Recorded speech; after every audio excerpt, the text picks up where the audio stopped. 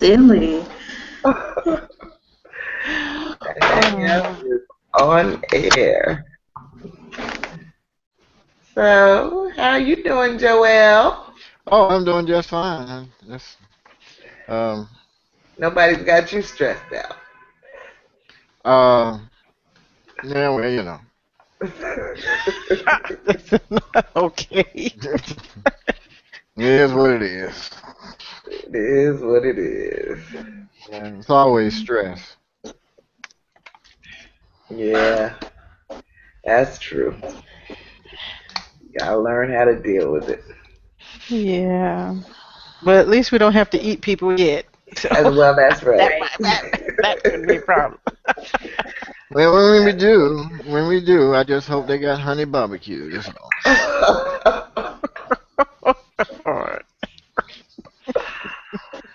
Venita, how are you? Oh, I'm fine. How's everybody? How Hey. you doing? How you I'm doing? doing fine. How's everybody? Hi, Jazzy, JJ, Joel. Hey, how you doing? Georgette and I were just talking about trying to keep ourselves calm. We were talking about trying to keep ourselves calm. Oh. I'm sorry. I forgot what calm was. I'm sorry you threw me. Oh no. Oh, calm. Not you too. CALM, calm. Okay. All right. I'll try to keep myself calm. Oh, well, you don't have to. So what's going on, everybody? How's everybody doing? What's going on? What's new? Lots of rain. Yeah. It's raining?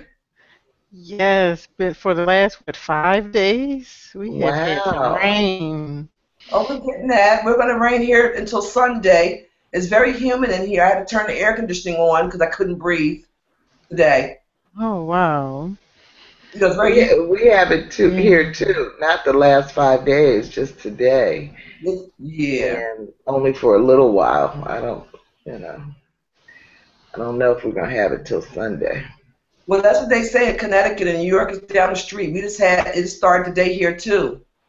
Wow. So apple picking season is here, so we'll be apple picking this weekend, I guess. Oh wow, that's nice. How do you do it? You just go out to the orchard and they shake the trees for you, or how do you do that? Well, I used to go out to the orchard. I can't go out to the orchard now, although it'd be a good day for me because it'd be raining and cloudy. And you go out there, you go out there and there's the trees out there and, the lower part of the tree, you get your little step stool, you pick the apples. Okay. All right. Now, what about bugs?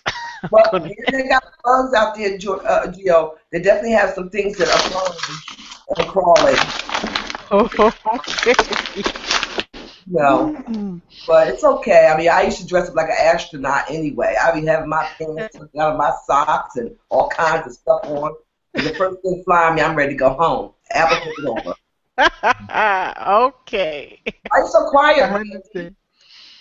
You said, why am I so quiet? Yes, baby. How you doing?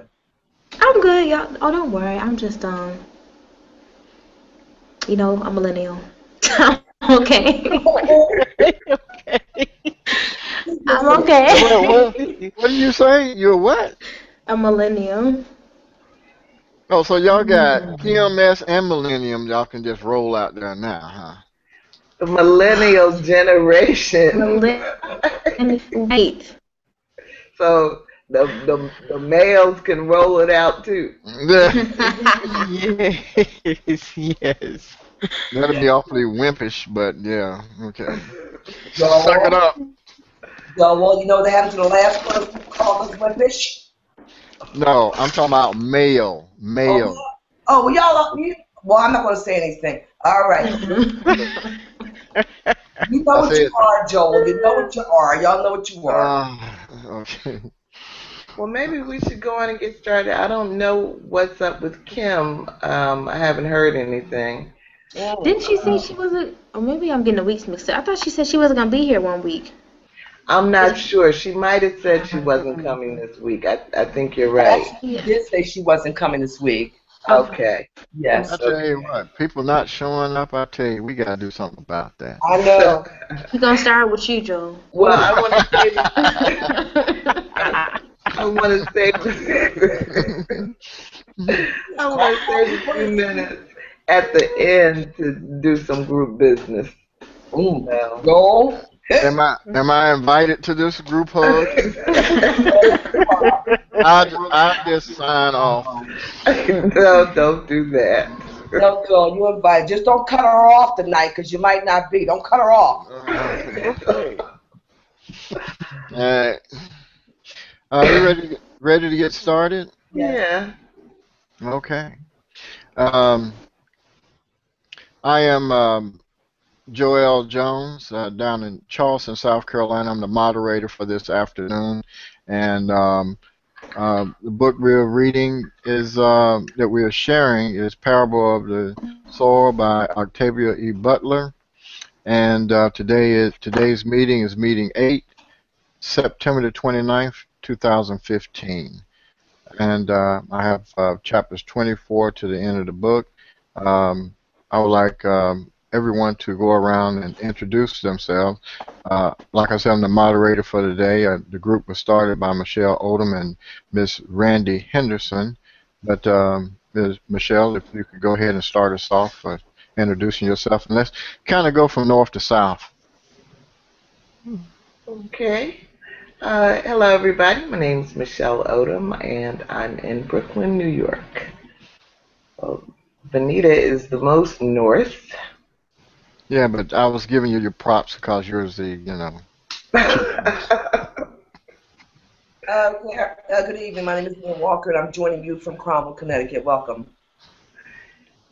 And Georgette. Hello, everyone. I'm Georgette Moses, and I'm in Columbia, South Carolina. And furthest south, Randie. Hey everyone, my name is Randie Henderson, and I'm watching from Atlanta, Georgia. Thank everyone for introducing themselves. Go over a couple of community rules. Please do not mute your mic or your camera. Be sensitive to sounds. If you do want to be tagged in videos, please let Michelle know, or if you don't want to be tagged in videos.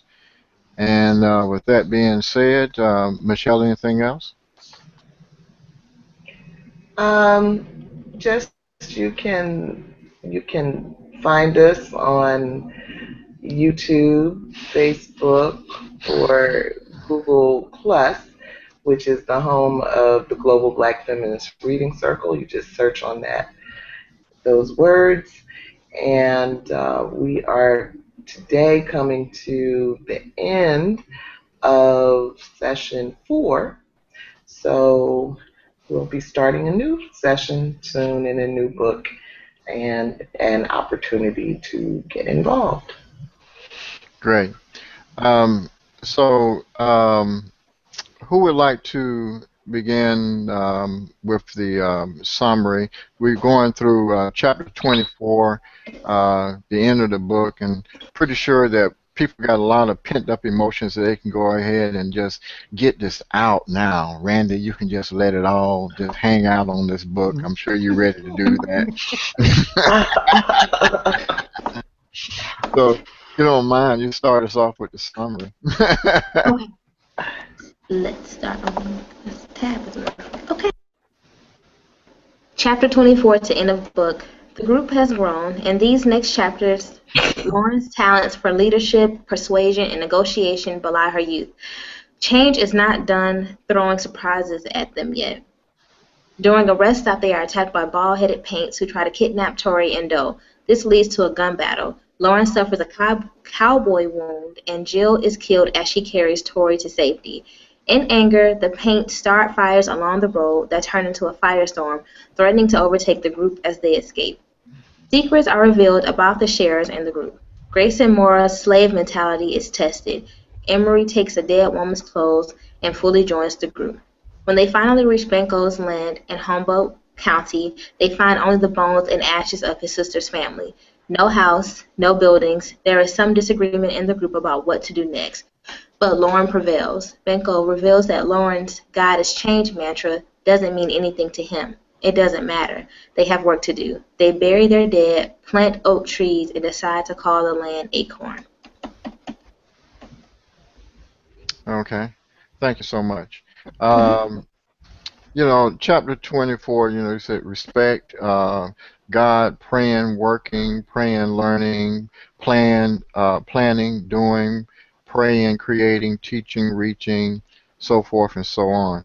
Um, I finally read the end, got to the end of the book, and I'm telling you, it was a good choice, Randy. It's a very good book. Very good book. I mean, you can go in so many different philosophies about the book. I can throw some Obama and some hope and change in there. I can do all kind of stuff with this, but it was good. So, Michelle, do you want to take September the 17th, 2027, please? Okay. Just when you think the group will get a breather from drama and tragedy, God is still throwing curveballs at them. Allie's sister Jill is killed by paints. Lauren, Emery, and Grayson reveal to each other that they are all sharers, as well as the children, Doe and Tori.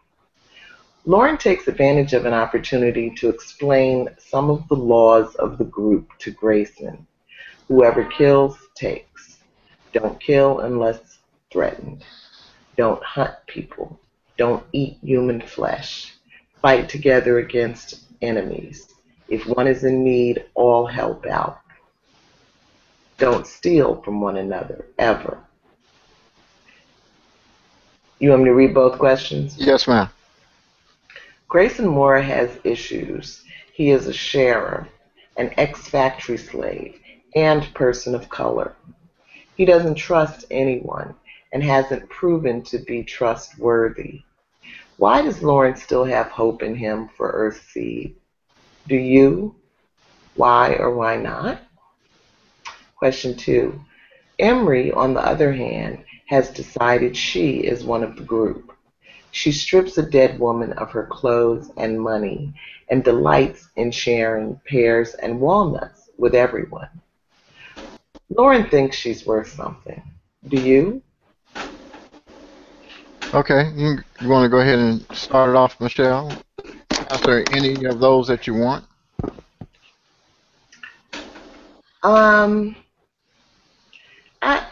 I don't like this Grayson Mora person. So I don't know why Lauren has hope in him. I'm not sure that she does have hope in him. I mean, I think she's willing to give him a chance, but that she's still trying to see which way it's going to go.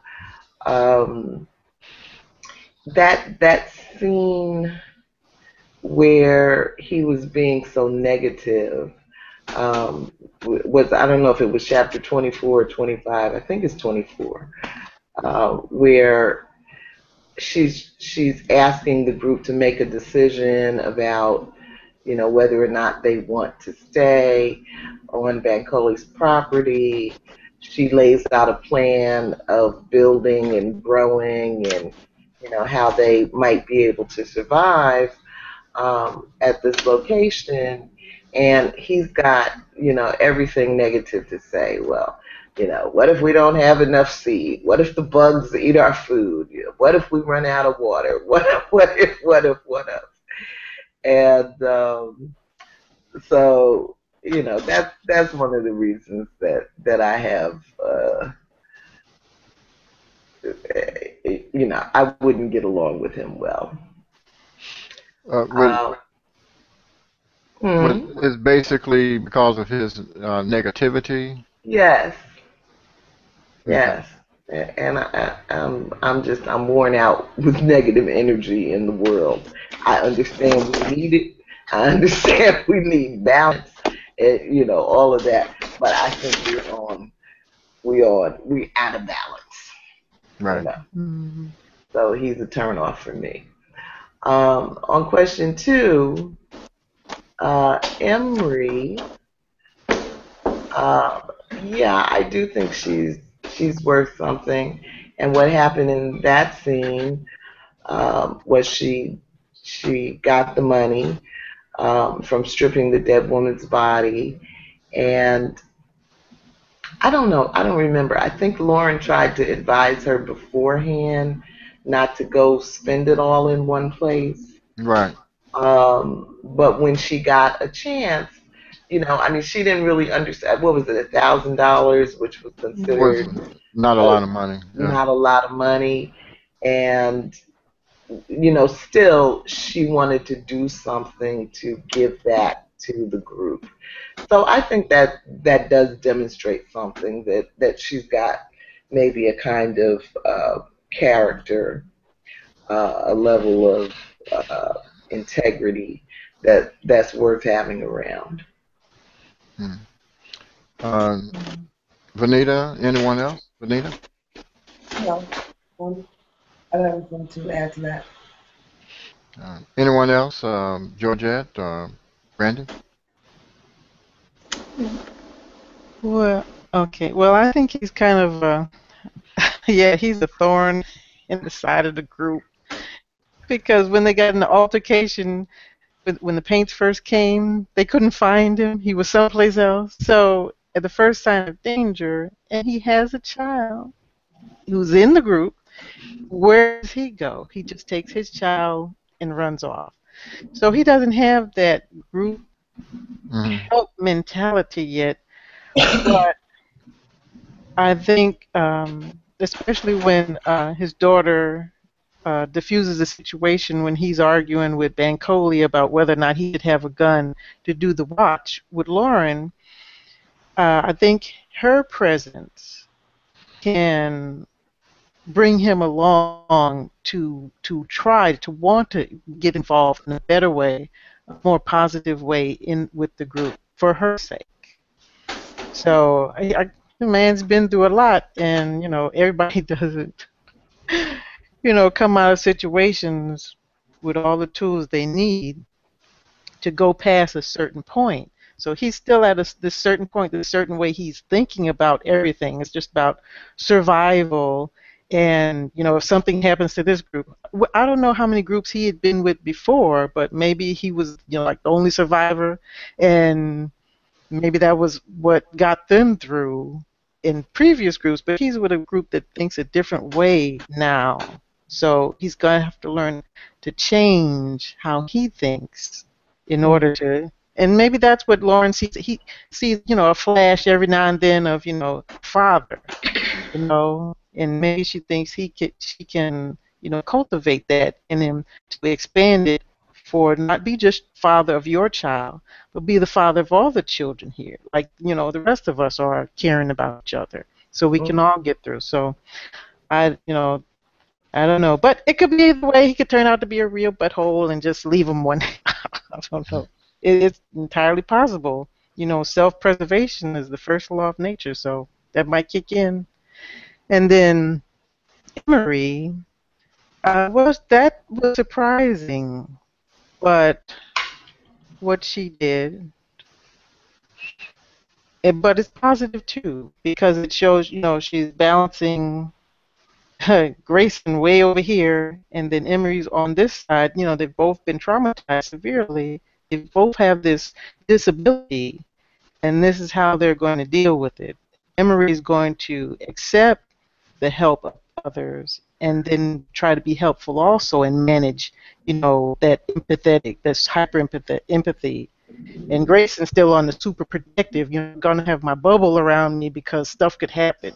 And I don't want to feel it kind of thing. And that's just kind of the way I saw that interesting interaction with the characters. Okay. Well, I'm glad you brought up that point about Bankole. We haven't.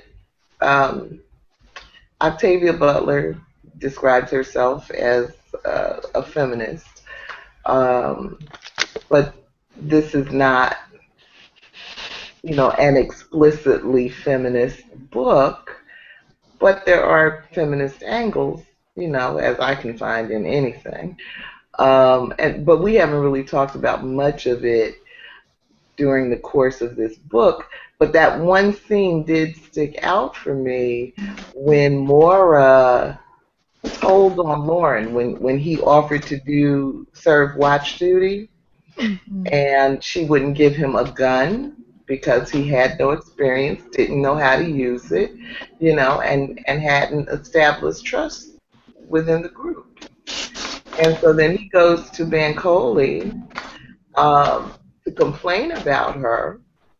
Bankole backs her up, and then he makes this funky comment like, well, I knew, I knew she was a man when I saw her, but I didn't know she was the only man here. Yeah.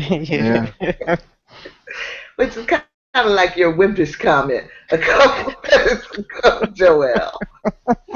Yeah. But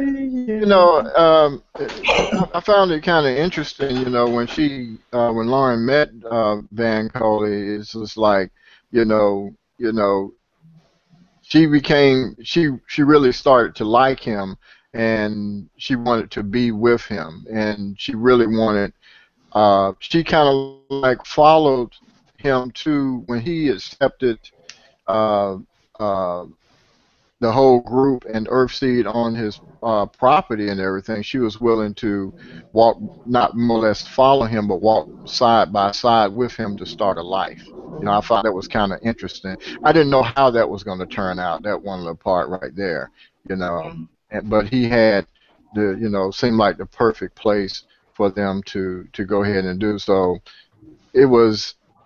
I don't see the part where she was with Earthseed, but she was like, Lord have mercy, let this man be a part of this group because I need a companion too, That's what I found in that. Well, being a feminist doesn't mean you don't need or want men in your life. It doesn't mean you hate men.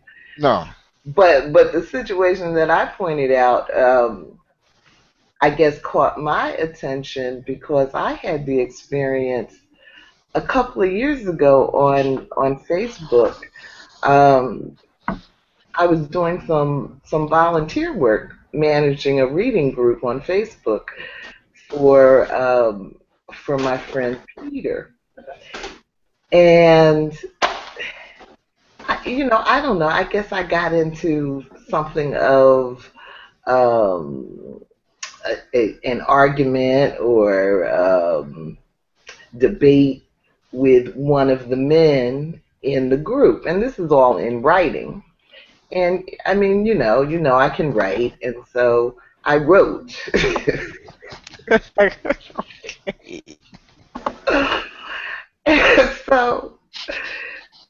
so Peter told me Peter would never tell me who it was, but he told me that this man had called him to complain about my behavior. Mm-hmm. Mm.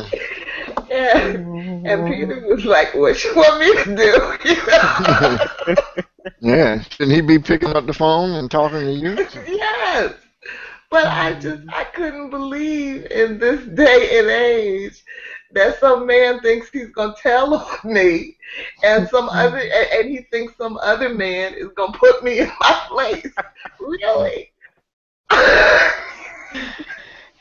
Ain't going out like that, huh? I ain't going out like that. Okay. Okay. So, I read September 26, 27. They reach Blankencole's land, but his sister and her family were dead. Their homes burned to the ground, leaving the chimney as a tombstone amid the bones and ashes. According to Blankencole, the people who lived around there minded their own business and didn't pay much attention to how their neighbors earned a living. it might include hijacking trucks, distilling whiskey, or making drugs. Do you think this live and let live attitude may have contributed to what happened, or something else? Does this seems like a safe place to shape God and start Earthseed? Um, Anyone want to answer that? How about you, Venita? Would you want to answer that, please? I don't think it contributes. But Venita, can you bring your camera forward a little? We can't see all your face. Okay. I don't think it necessarily contributed to the demise of his family. However, we live in a world now where it's not necessarily live and let live. But on my block, right now, if I was to die in this house, I'd be here for until I start to rot. No one would ever know it. Yes, this is true. They probably could see when you have a piece of furniture delivered, but they couldn't see somebody coming through my window trying to kill me. And if they did see, then I don't know if anyone would actually dial 911. Wow. So, you know, and that's the whole suburban, you know, type environment, period. I mean, I've been here, built my home here 28 years, 29 years ago. I don't know these people. Wow. That's a So long time. it's a long time, but that during that time, that was the 80-something, you know, like the late 80-something group, 86 group. And of course, that's when we were getting into the individualism in our society. And what people, I think they misunderstood what individualism meant. It meant maybe to think and be creative. It didn't say to separate yourself. So we were into a lot of social economic things then. You know, whether you drove the BMW 733IE series or whether you drove a Yugo. So because of that kind of attitude, whether you worked on Wall Street or swept the street. So I don't think it can contribute, but I just think that's the world that we live in. Even without this, that's just the world we live in today, where people don't get involved. No one wants to take a chance. No one has the courage to go see about someone else, or if something's going on, to help another person out, or to check and see if there's a situation going on. It's pretty bad. But no, to answer the question, I don't think it contributes to their demise. But then again, it might have been prevented if they were more united as neighbors. So, Randie, what are your thoughts? Honestly, when I read it, I thought that their death or demise seemed really vague. It mirrored to me Lauren's dad. Like, you can assume maybe painters came through and like had the fire, but Bankole spent the majority of the book saying how inaccessible the house was. You know, so it was strange. By the time they got there, the house was completely gone. So I immediately thought, I don't know, suicide, or, you know, something, you know, probably somebody cracked. Kids was left in the house, or maybe like the kids did something. My initial thought wasn't an outsider when they finally saw the house, mainly because of how it had been described the whole time. And so that's why I don't really know how to answer that first question, because I'm not really sure if I believe that it was Ollie's, you know, somebody coming in and burning down the house. But if it was, I don't know if I think that the live and let live attitude may have contributed, because even if the neighbors had come out and tried to fight the people who was messing up the house, they would have probably still died too, as we saw in the earlier chapters in Lauren's community. So I don't think it necessarily would have helped anything, and I think people are starting to realize that. Even Lauren's group don't go and help people, because that's not like conducive to their survival.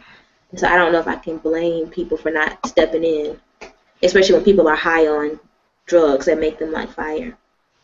But the second question, I do think that it does seem like a safe place to shape God, mainly because it's like started from the bottom, and that's Lauren's whole idea about change, and she gets to have this visual representation of what change can do to a barren land, I guess. So I think this is perfect for her ideology. Mm. What I found that was interesting, throughout, the book, like when they had the earthquake and things of that nature, how it reminds you how people in a society can get in a frenzy when things get out of whack, and when they can just start going. The other neighborhoods were being burned and pilfered and things like that. It seems like society even now is on a tether when it comes to things like this here, and people just lose their mind and all sense of civilization when we have different things that come up, whether it be an assassination or death of someone. It just seemed like everyone just go bananas, just like they did here in the book. Mhm. Um, Michelle, how about you? Do you think it's a safe place to shape God and to start Earthseed? Um, yeah, I mean, I think they have, probably a better chance here than anything else they're going to find. They have some seed to start planting. They have a large amount of land, farmable land. They have a well, you know, so, and they have a high degree of isolation. One of the points um, that came out was that Bankole's family did not keep a night watch. Right. So, you know, um, so they were vulnerable. They left themselves especially vulnerable, given all the stuff that was going on in the world. I don't know how aware they were of what was going on in the world because they were so isolated, but that's a part of the problem. The live and let live attitude, so many thoughts have gone through my mind about that.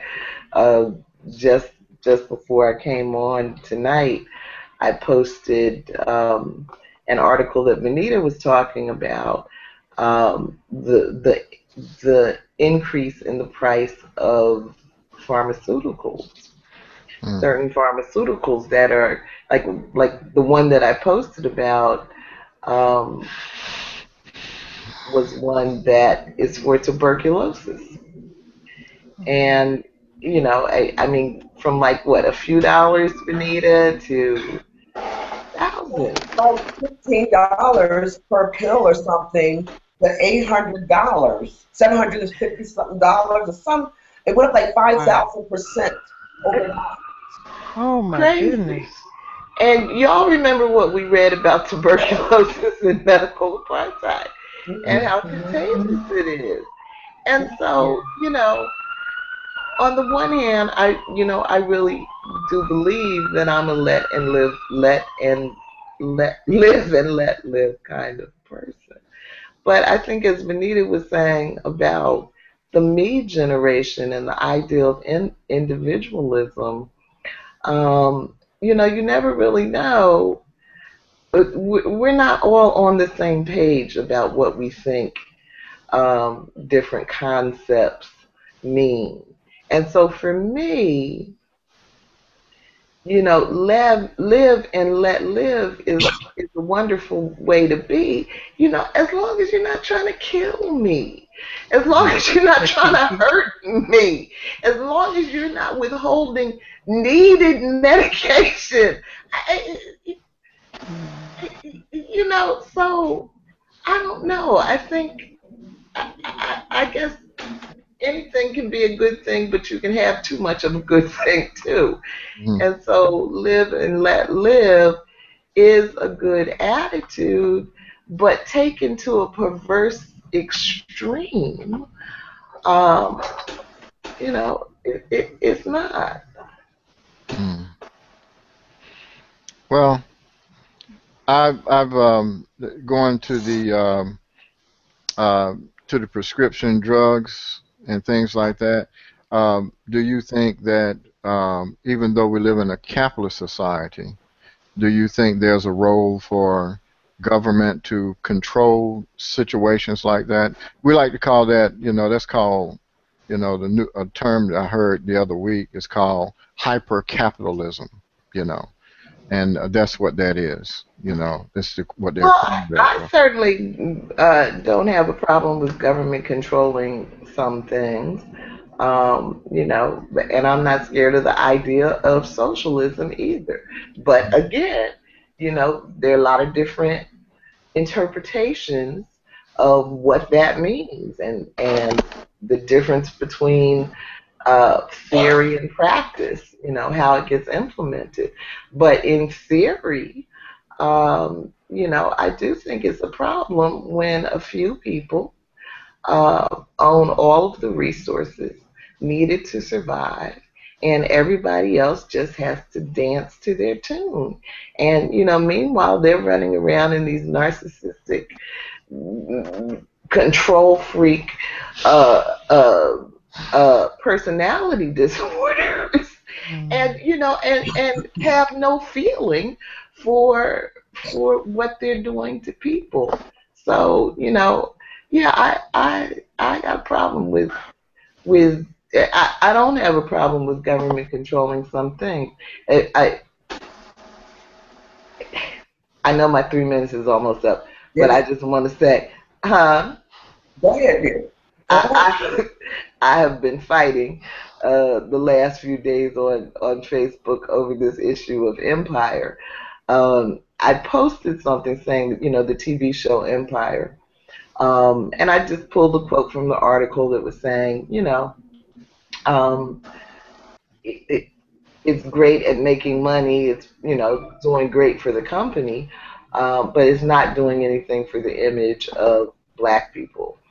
And so, I've had some just really interesting arguments about the freedom of the actors and the company to do all of the,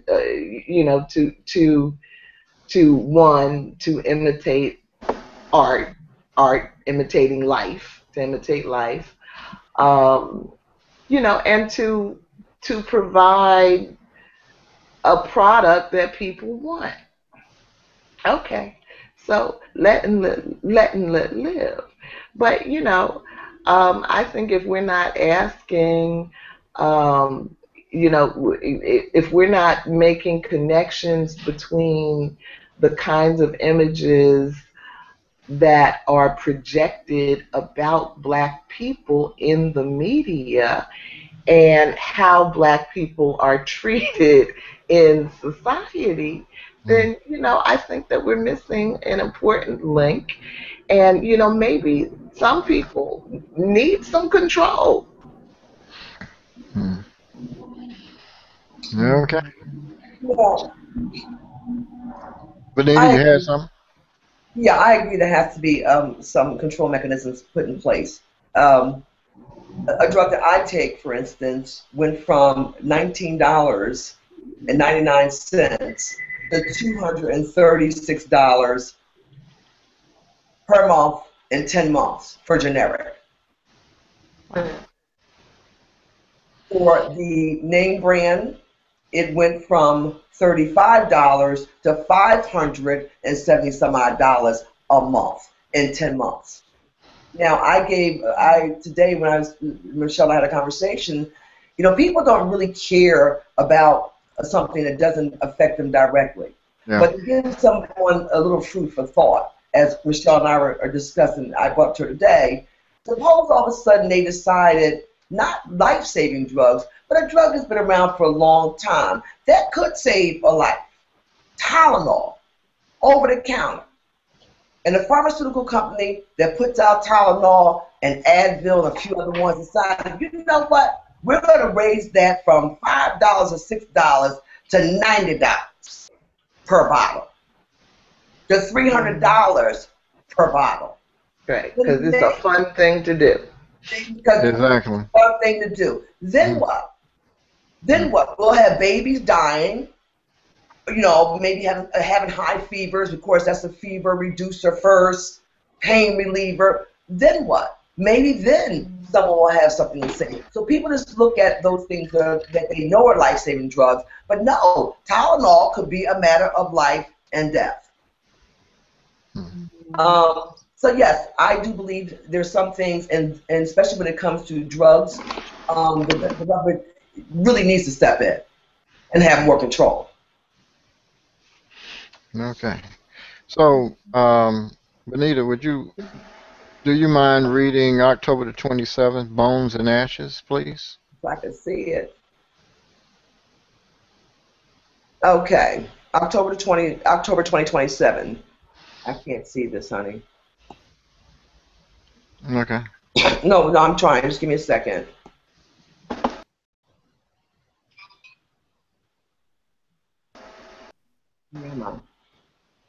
Okay. Their promise. Bring your camera forward a little bit.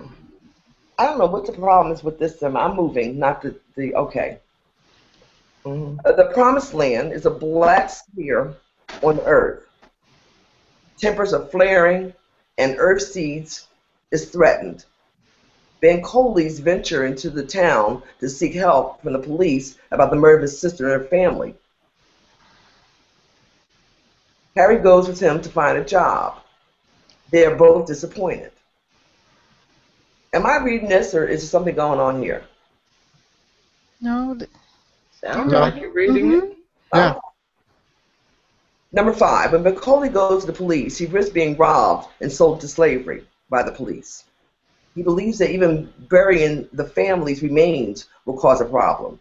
Do you believe that any choice they make will make them a target? Why or why not? Number 6, when Lauren watches Alice and little Justin interact, she observes that the children were the key to most of the adults in the group. A community's first responsibility is to protect its children, the ones we have now and the ones we will have. Do you agree? Will this type of thinking change some of the things that go on in the world today?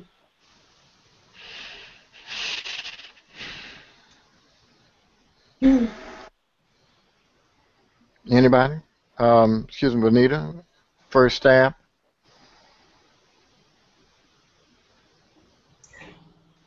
Number 6. Wake up, Millennium. No, I'm sorry. I'm awake. Hey, y'all boring as hell today, I tell you that. No. Everybody's boring. Everybody's like boring, boring, boring, boring. Boring, boring, boring, boring, boring, boring, boring. Well, I don't see you Right. lighting up the show, We Joelle. following the leader. It's your night. Okay, Jazzy J, Joelle. Okay, all right. Touche. Let's see. Number 6. Do I agree with this type of thinking change some of the things that are going on in the world today? If we protect our children, and as a community, we're responsible for our children, if we put them first.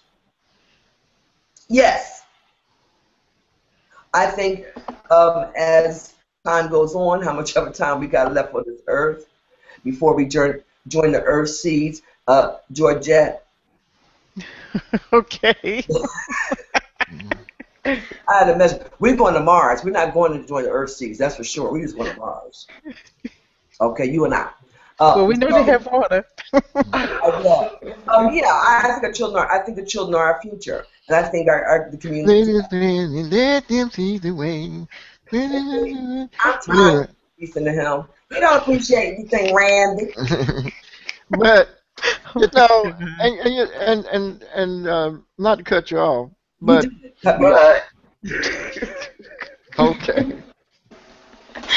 But isn't that what most society use, that we got to protect the children, and then of course the ones that are protect the ones that are here and the unborn as well, big fight that's going on that they want to have in Congress now with Planned Parenthood and everything.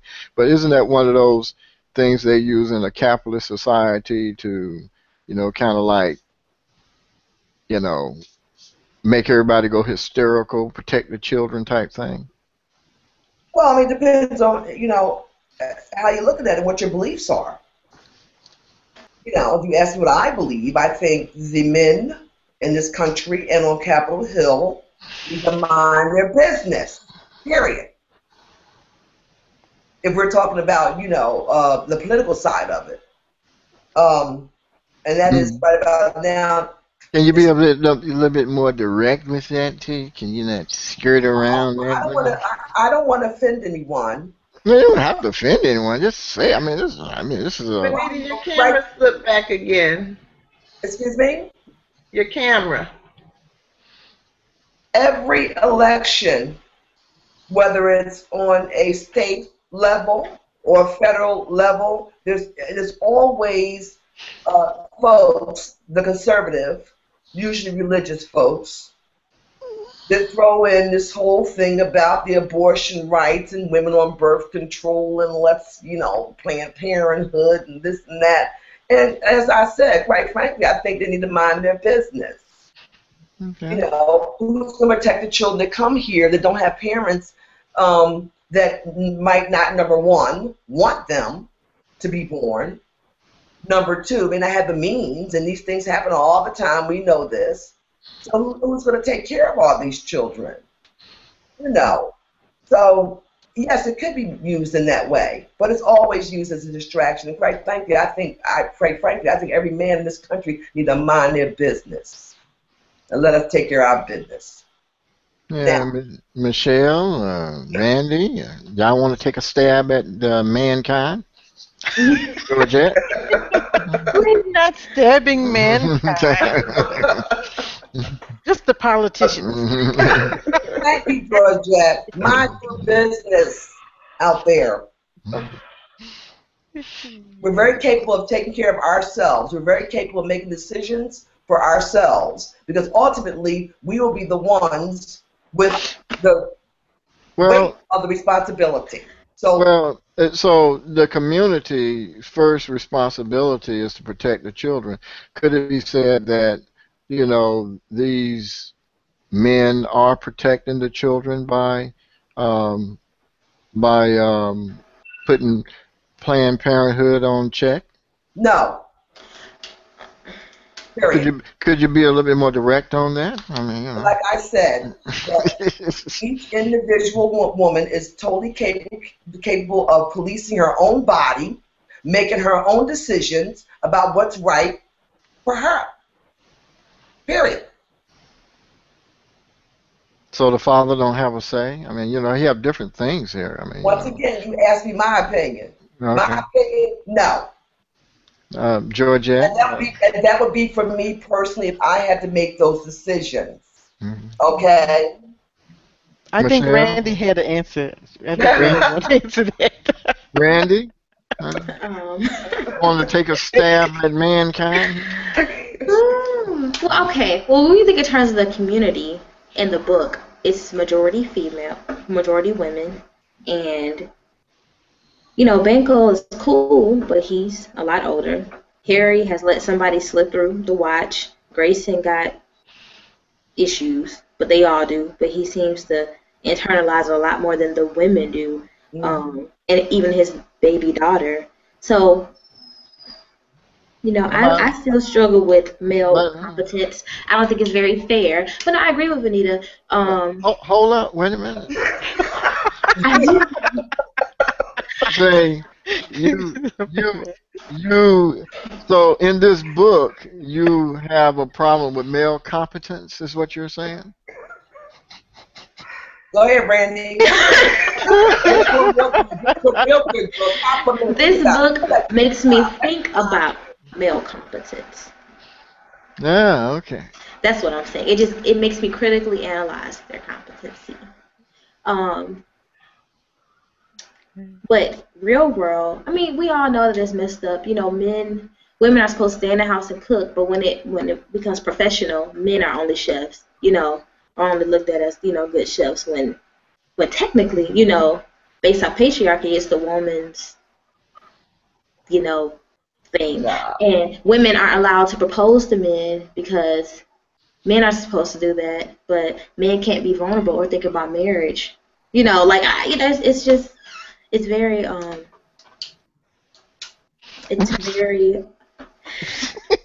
contradictory. That's all I'm gonna say. It's very contradictory. But and I don't think that politician wise they care about women. I think it's always been about power. Rape is about power.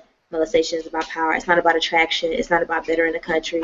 It's about power. And like they said in the Matrix, what do men with power want?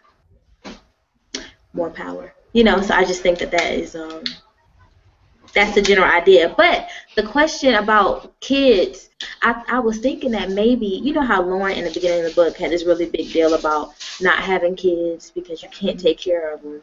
But at the end of the book, kids are the future. Mm-hmm. So it made me wonder, is she gonna let herself get pregnant now? What is this? What is she saying? Is Earthsea so important to her now that she's willing to, be okay with women, having babies, which she is okay with, but she just doesn't think it's responsible. Well, if you had the big old Bankole who she said looked like Frederick Douglass rolling up on you be talking having a baby. Right. Might have to have his kids during the apocalypse. It's all about no big wall of no man. Because she thought, well, maybe if you got a man looking like Frederick Douglass, you might have to rethink that, Randie. But one thing about Michelle that I love, that's why she's my best friend. She believes what she believes in. And she believes in a big wall of man.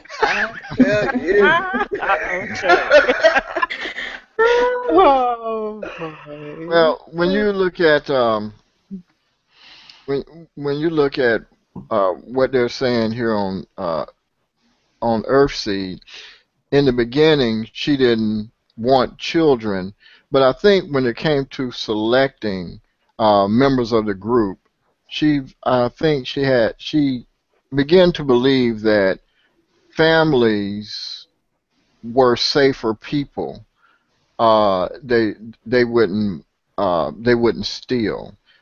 They had a lot to lose, and they needed protection, and they could provide a protection, and they could provide us stability, and so that's how, versus, I think at one point she said going to get, 2 or 3 different men to dominate the group, but if you got a man and a woman and a child, that child is more or less like an anchor for the community, and then as it went later on, it come to find out the children gave the entire group something to protect.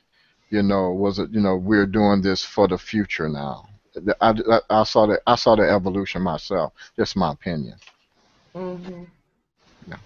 And she said at one point, children are the key. Mm-hmm. To most of the parents here, and I was wondering, Randie, if you saw that as one of the ways, because you were saying you started seeing her as manipulative. That's right. If that's a part of it. If seeing the kids as a future is part of her manipulation. Right. Like in terms of how she chose who's in a group, or. Yeah. Well, yeah, because Grayson is a male, so he can do the labor when he gets his act right. I'm sorry, my dog has to use the restroom. I don't know if y'all can hear him. Can you hear him? Yeah. Oh God, 1 second.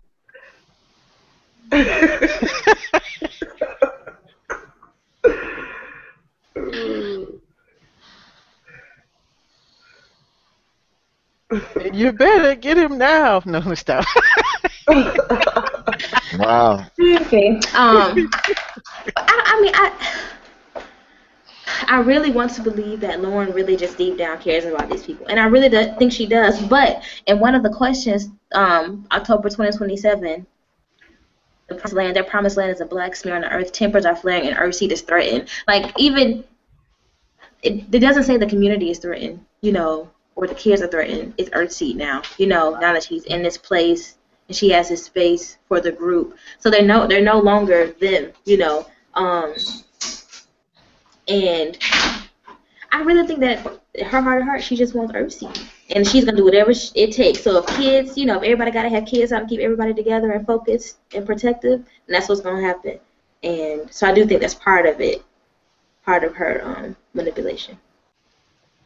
Well, is it manipulation or is it good organizational skills or leadership? Strategy. I mean, but even good leaders, good people are strategically manipulative. Like, Well, you're making it sound diabolical. I don't think that she's diabolical. I just think that, I think she's been very direct about what she wants. She gets in an argument with Bankole at the end of the book about Earthseed. Like, she just gonna do this to the day she not. Like, at the end of the day, Earthseed is where it's at for her. And I think she has been very vocal and direct about that. And so I don't think there's a problem with us recognizing that is her. That's her thing. Right, but when you use the word, manipulative, it has a pejorative kind of. This is true. But so does consequence. But we all know there can be good consequences too. She's working with the group in a way she sees best, and she sees that these two kids are, like the foundation of them sticking together, really. Because the other girl could have been left after her sister died, but the boy is now in the group and he's attached to the group, but she's not gonna leave. It's just Right. Grace is never gonna leave as long as Doe, is there, and Emery's daughter. So I think she's just smart like that, but it's all about Earthseed. Well, I don't particularly trust Lauren. Why? I thought you said Lauren was just like you.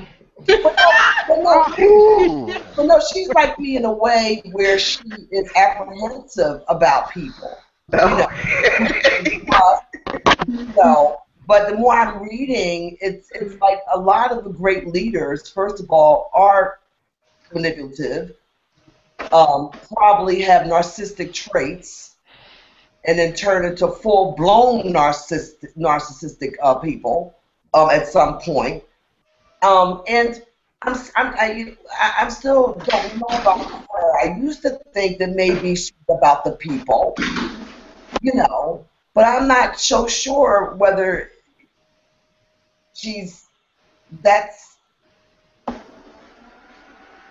priority, as opposed to creating this Earthseed.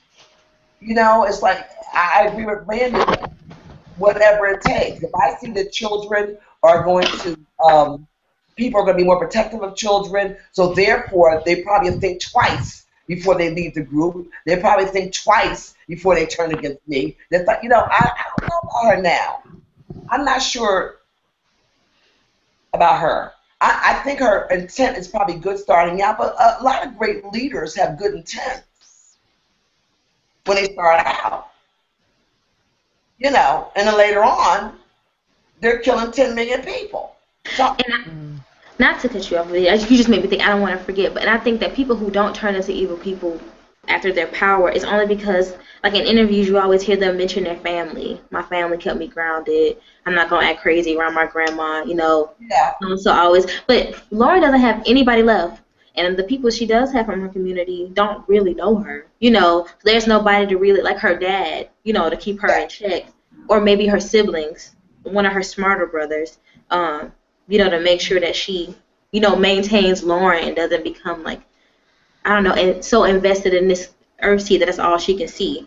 So that's what she's lacking. She's lacking people who don't, who really truly know her. Because even Bankole doesn't know her. So she doesn't really have that grounded part of what leaders need to stay sane. But she has a great vision, though. She knows exactly what she wants, Completely fine. Right. Great visions know what they want, Joel. As a matter of fact, I was really amazed at the Pope, and I'm not Catholic and I'm not religious. I'm more spiritual. But before, if you had an abortion, you were condemned to hell. But just yesterday, maybe the day before, he said, well, wait a minute, hold up. I know what we've said for hundreds and hundreds of years. But you know what? I'm kind of rethinking this now. If you ask for forgiveness, don't worry about it. So I don't know if Lauren, I mean, really. And this is what he said. I'm sitting like, well, oh, okay. You know, and just a few months ago, you know, you were going to die. You were going to hell. You're going to burn up. You're discommunicated. I don't hear from you. But so I don't know if Lauren will eventually turn into something else. I'm feeling that coming. Like she might turn into, you know, a monster you might have to tame. Oh. Only because I've seen that so much with organized groups. And I'm not going to say just religious groups. Wall Street is an organized group. You know what I'm saying? Yes. So, Okay. Could we get Georgette get you to read Burying the Dead here? Okay. The cops never came, and the group moves forward with burying their dead, physically and symbolically. Natividad says something deep to Bankole. Bankole is a practical man. His pragmatism bumps up against Lauren's dogged idealism. Question 7. What did Natividad mean when she said, "You are the living"? Do you think this foreshadows something? And question 8. Do you agree with Bankole's negative view of the country and its future? What about Lauren's determination? Is she just crazy enough for the times to make it work as Harry thinks? Well, look, we were just kind of touching on both of these. Well, let's start with 7. Natividad, and I don't know if Octavia chose her name specifically, but it means nativity, you know, the birth of Jesus, or you know, or your holy child, depending on how you go back, how far you go back in the different religions. And then when she's offering her shawl to Bankole to gather up the bones of his family, you know, his sister and her, well, the 5 skulls that they could find, I guess. And he's like refusing it. No, it's too good. Don't do it. And she said, no, this is my present to you. You are the living. I'm going to do this for you because you are the living. And then that clicked with me because Earthseed is the book of the living. And I don't think I'd seen that connection before in the book, you know, as we were reading. Here they are, you know, transitioning from another mass death and still pushing forward and doing things to continue to live. So whatever sacrifice you have to make, it's not too much, because as long as we're the living, we've got to continue to make these kind of sacrifices. So that's what I thought when, you know, the symbolism and what she meant when she was saying that. And well, yeah, I read a little something ahead. But I'm not going to say anything about poor Mr. Bankole. Okay. Yeah, but y'all always do it. You always gotta let somebody know that you know, right? Okay.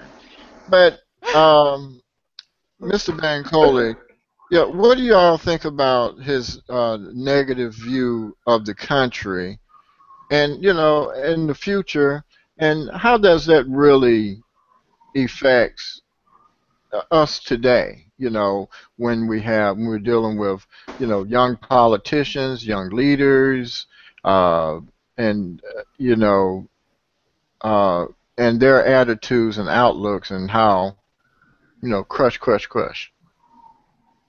Anyone? I mean, I understand it. He's lived through Jim Crow, you know, and all this other stuff. He's very smart. I mean, but he's lived through enough. He's lived through more. He's lived through what Lauren reads about in her history books, so he can actually like recall. And then this happens, right? So I think that he's just like, you know what, this country, has it learned? I doubt it ever will. I don't think he thinks that everything is so final, like this is how it's always going to be. I think that he would like to have a grown-up conversation with Lauren, but she's also 18, and the only thing she can think of is Earthseed. And I don't know. I think he's asking her for like, and just for like a second, can you not put it on the back burner, but like look at this as if what it is now. Like Earthseed isn't built.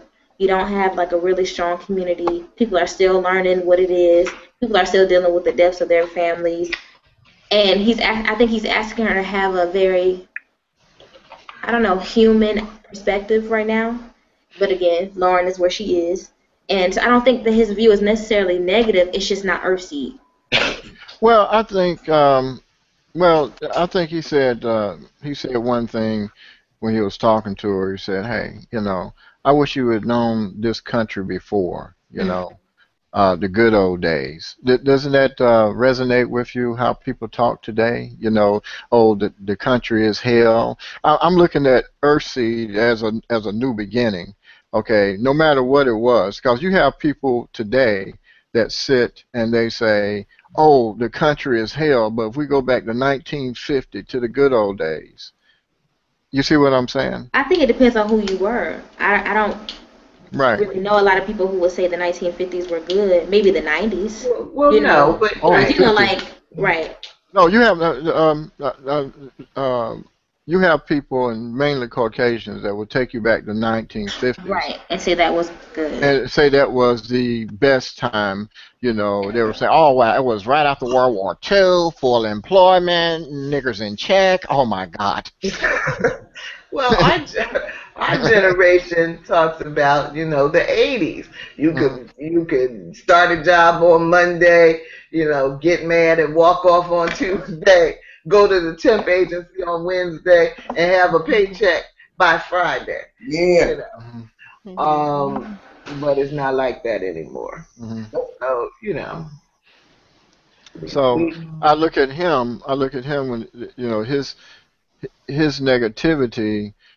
I look at it as just old energy. You hear that saying, this is not my grandfather's civil rights movement. Black Lives Matter. We have older energy. People get tired. You understand what I'm saying? They just want status quo. But here you have this person with this fresh idea. So what? You done seen it before in Buddhism and Hinduism and Baptist and Methodist and everything like this here, but it ain't working for her at this particular time. This is what's working. And I think a lot of times with young people, we have a tendency to do that, crush, crush, crush, and I think him doing that is he wants to support her. He doesn't mean any harm. However, I think the reality of it is he may be a hindrance. Well, we know who's Team Lauren.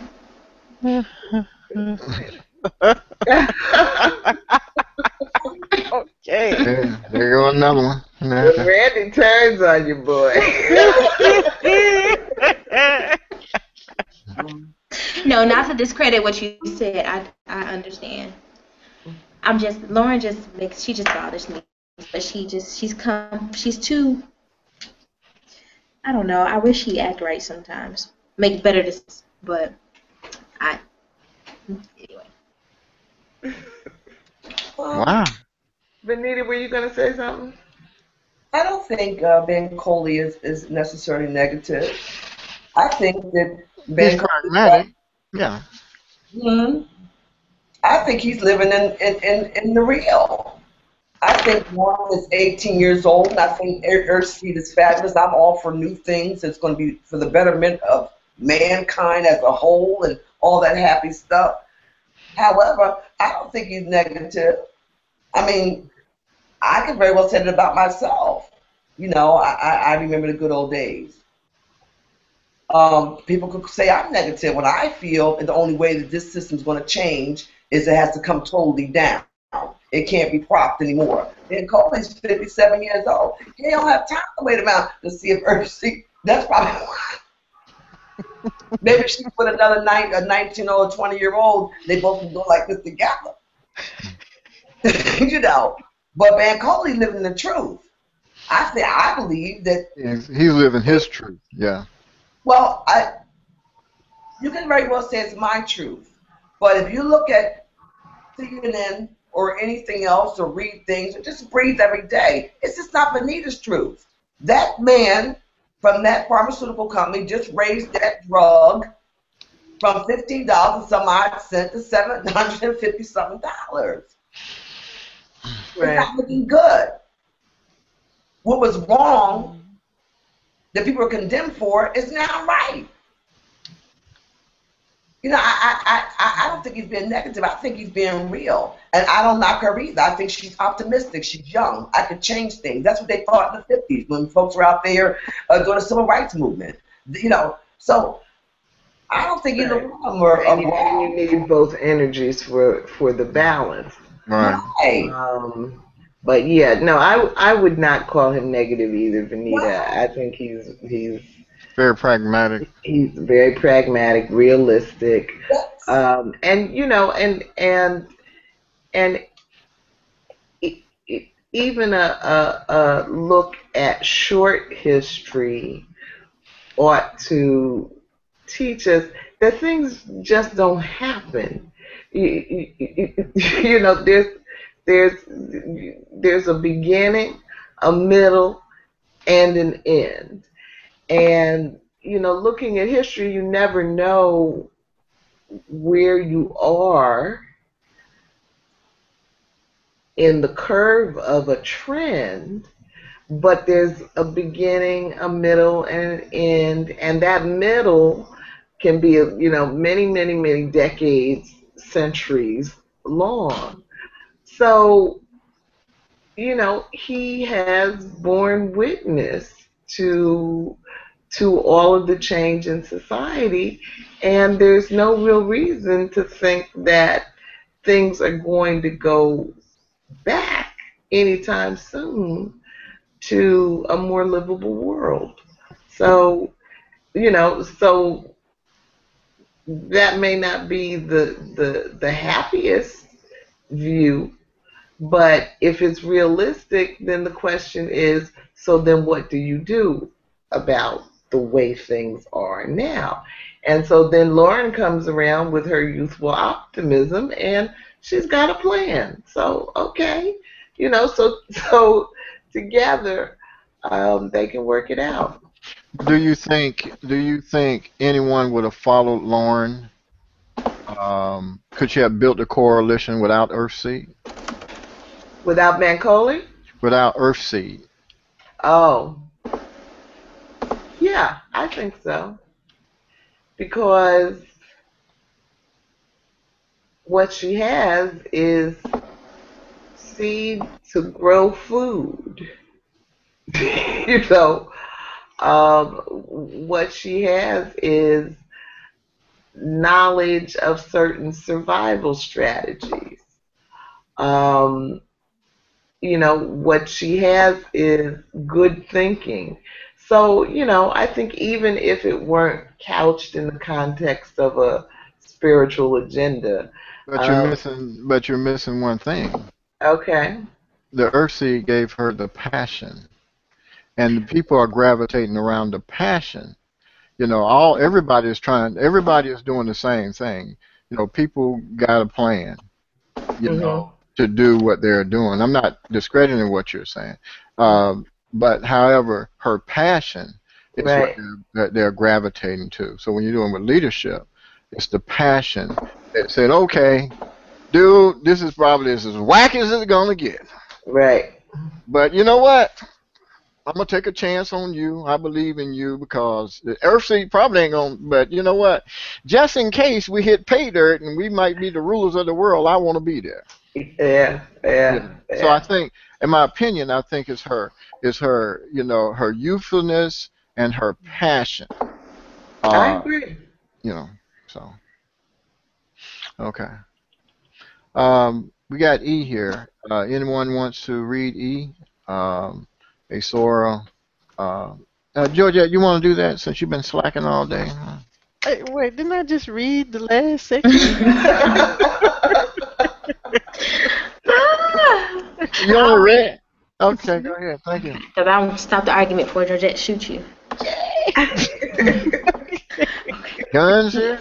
I heard you was quite a marksman anyway, but go ahead. A sower went out to sow his seed, and as he sowed, some fell by the wayside, and it was trodden down, and the fowls of the air devoured it. And some fell upon a rock, and as soon as it was sprung up, it withered away because it lacked moisture. And some fell among thorns, and the thorns sprang up with it and choked it. And others fell on good ground and sprang up, and bore fruit, and 100-fold. 9. Thinking back on everything that has occurred in this epic novel, how appropriate are these Bible verses to the characters and what they have experienced? Did anyone surprise you? 10. How do you feel about the choices they have made so far under Lauren's leadership? And 11. Octavia Butler has given us her view of a possible future that disturbingly reflects the present in many ways. She longs for a better world and sees humanity inhabiting other planets as an achievable goal, in spite of our tendency to self-destruct. Is she correct? Could you see yourself, your children, or your grandchildren living successfully off-planet in the future? Randie? You want to take it? Did anyone surprise me? No. I thought it was interesting that she named the book Parable of the Sawyer. The main character has another religion. I don't know. I just thought it was a very Octavia Butler thing to do. And in that regard, Randie, also, I thought it was interesting that the Bible got the last word. So I thought that was very, I thought it was genius, and I wish that I had done it. But my book will come. Octavia Butler has given us her view. I think that if Donald Trump won, we could all see ourselves off planet, like for real. I think I'm so serious. I really think that everybody would. I just do. But I don't know. I don't know if it's in our nature to be self-destructive, since if you are like biblically, like, you know, if you're a Christian or know of Christianity, we're inherently sinful. So like, can we even ever have anything that's sustainable long term? Not sure. I'm really not sure. And Earthsea doesn't really have strict rules about who can be an Earthsea, you know. So can everybody go to Mars? You know, I'm just, just things that I'm thinking about. She doesn't really have strict rules. Anybody can pretty much do the things that she writes in the book. I can't remember the whole list off the top of my head, but they aren't like, thou shalt not think. It's just very free.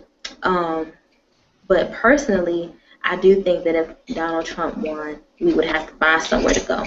And so it may have to be off planet.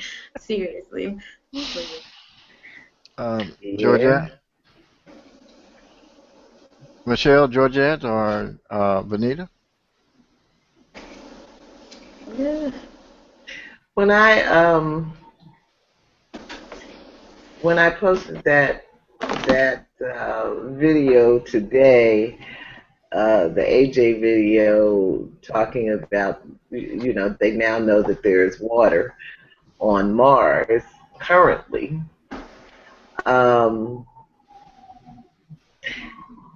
It had me thinking about, is the Earth being trashed intentionally by a group of 1%ers who have access to other planets, and they're going to get in their spaceships? That is not even laughable. After they have destroyed the Earth. Yeah, that's not even laughable. That's raped her of all resources. Yeah. You know, and then they get up in their spaceships and, you know, and they got a whole life going on out there that we don't know nothing about. Yeah. Probably. Georgette, you want to speak to the Martian thing there? I knew you would do that. Well, Come on, this wide open. okay. Look now.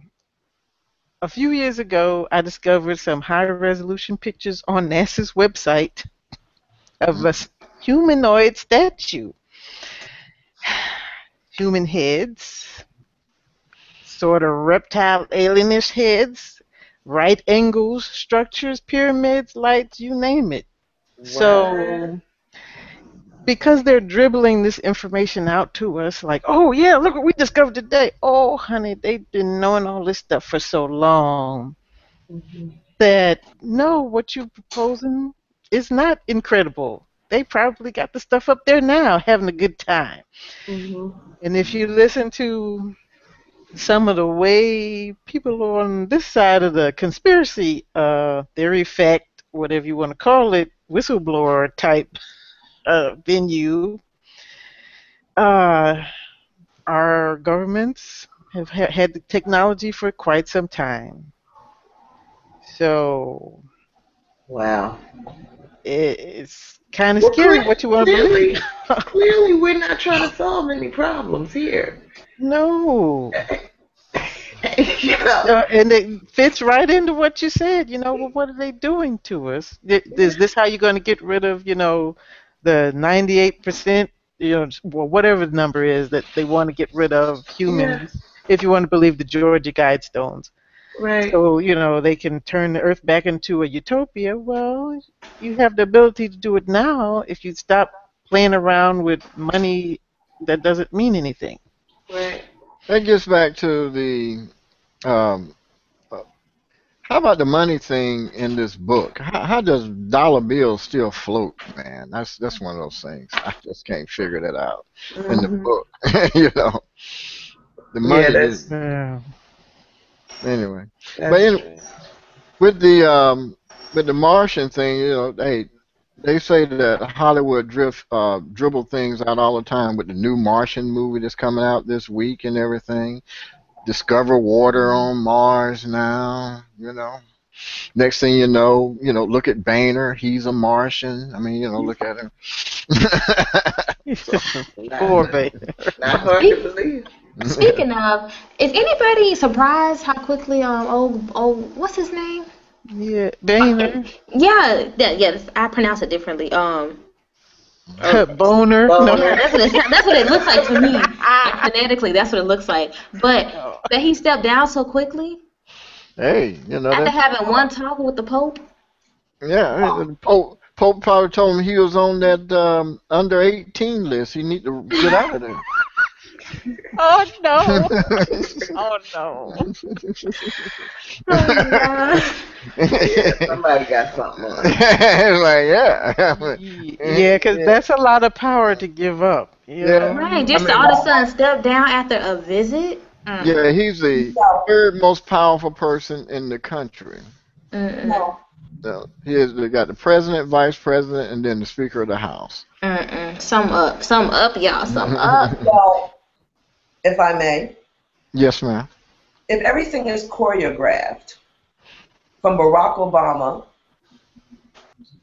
being in the White House to Speaker Boehner being the Speaker of the House, I'm not surprised because I believe that everything was choreographed. And I have specific reasons for believing that. We can't get into it now, but no, I'm not surprised at all.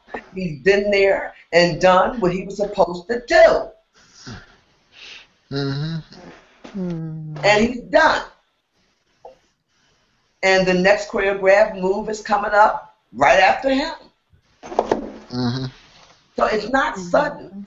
I don't believe any of this is sudden. I don't believe Barack Obama being the president is sudden. I think it's choreographed. I think Speaker Boehner is choreographed. And now he has completed what his mission is. And that's why it seems like it's sudden. Nothing happens suddenly in Washington, ever. Yeah. So we no. Oh, we speaking had of, y'all this. catch Scandal? No. Yeah. Oh, is it back on? Shonda killing me. But okay, sorry. Okay, we have 7:55. Done? Michelle has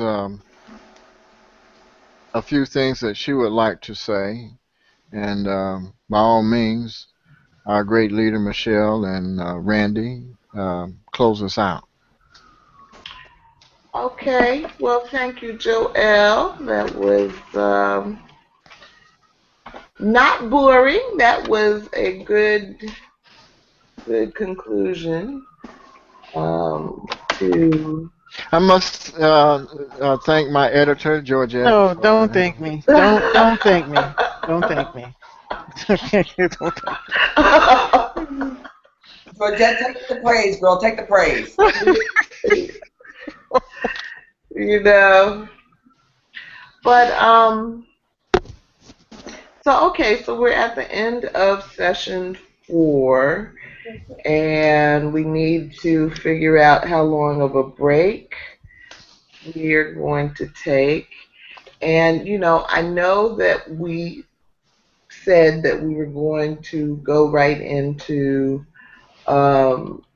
parable of the talents, but I do want to open it up and see how people are feeling, whether or not you feel like you want to read the sequel to this book, or do something else. So I think if we decide to go on with Parable of the Talents, which of course is a good book, then we probably should take a shorter break. And if we're going to go in another direction, then maybe we need a longer break. So maybe we should think about the book situation first. Randie, how are you feeling about it? I mean, I see that you've fallen out of love with Lauren Olamina. Well, I think that the second, I mean, I really do like her. I just think that I think that we should all be, we should all be like her and acknowledge where her mission is and her true passion is, which is Earthsea. But I think that it will be good to read the second book because it is the second one. And because there's a lot of questions that are answered in the next book. But there are a lot of things that happen that I think are relevant to Earthseed and to the book. However, if people need to take a break with another book and then come back, that's fine too. Because I think it's one of those books you can start off reading, and not have to read the first one again. The second book, I don't think I think that it's fine because it reminds you of enough. There's a narration about what happened last book. Yeah. If we were to keep on with this book, I would suggest we start back on the 20th, only because I have to attend a national summit for a week for the Georgia College Advising Corps from the 12th to the 15th. And October 20th? Yes. Okay. Yeah, because next week is fall break, the 7th and the 8th, and then the next week I'm gone for a week at the national summit. And it's here, but they're housing us somewhere downtown. It's your world. We roll with you. We roll with you. Your world. But that's just a suggestion. I'm just letting y'all know. I don't think I'll be after that training, I just don't know about how this week is about to be. We'll see. Okay. We'll see. Georgette, how are you feeling about the book? You've started reading Talents already? Yeah, and it's exciting. It starts is. off with a bang. So yeah, I think we should. I'd like to finish it. And Okay. the 20th is okay with me to start on the 20th. Okay. That's fine with me. And Joelle, you're Of course, I don't have a vote. I roll with the flow. well, we're asking you your opinion now. Well, my opinion is lining up with the majority, and no one out of me. Oh. Oh God. Well, that's Hands up. Hands up. So silly. all right. That sounds like a good plan. Venita, any Well, thoughts? I see it more as leisure reading, and I have enjoyed it, mind you. If we read it, it's okay, but if we don't, it's okay. Okay.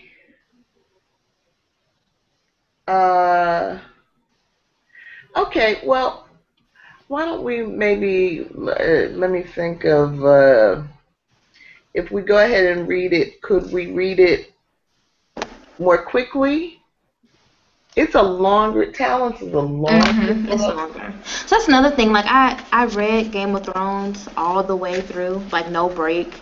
Yeah. And I don't know if y'all know, but I think it's long, and he's still not done. And so I was quite traumatized and bitter by the 5th book and the probably 20,000 page of the series. And so I couldn't read a series back to back like ever since. It was this past summer. I just could not read a book that had a second book with it back to back because that's how traumatized I was. So I do understand if we probably need to take a break and then come back. Because like I said, I really don't think it's one of those books where like you will forget what happened. You know, I don't think you have to reread the first book to start it. But my question is, would the next book be fiction, or would we go back to something heavy, or? Well, I'd rather go to the book. Let's keep going, man. you'd rather just keep going, and Georgette would rather just keep going, and Venita is open. All right, well, why don't we keep going? But I do wish we could go through it a little bit more quickly because it's not heavy reading, and, you know, I think we could do a little bit more than 25 pages or so. You know, I had 50 pages when it was my turn. Okay. Raise the bar. But Joelle, who just did 2 funky little chapters, Hey, and you know, I was trying to be fair to Georgette. I don't know if she got the questions. I'm just saying. and the thing about it is, you know, my hamster is wide open. Okay, What? my hamster is spinning as fast as it can go. Okay. Oh. Oh. Okay. What the hell y'all think I'm doing with a hamster? Nothing. No. Man, Jesus so Christ. okay, so Randie, you'll put the